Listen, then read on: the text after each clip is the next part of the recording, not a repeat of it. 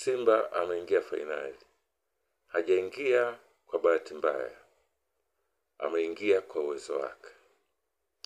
Kitu anachokikosea watu wengi sana ni kujaribu kuifunganisha Simba na historia. Katika michezo hii, historia haina nafasi.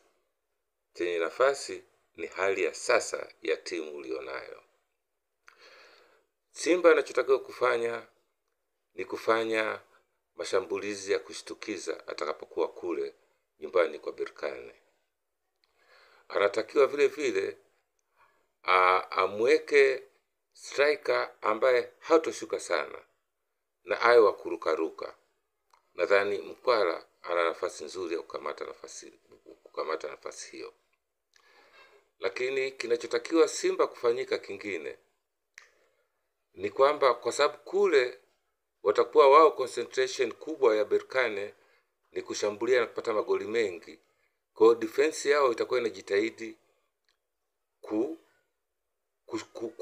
kufika katikati na kushambulia.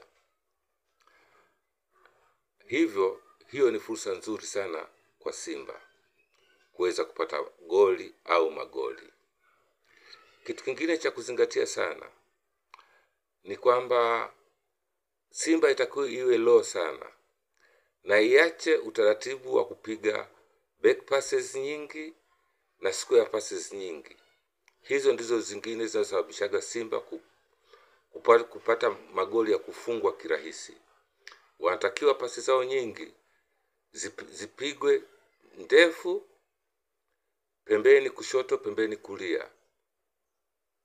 Hapo ndipo tutaweza kuipata Berkane.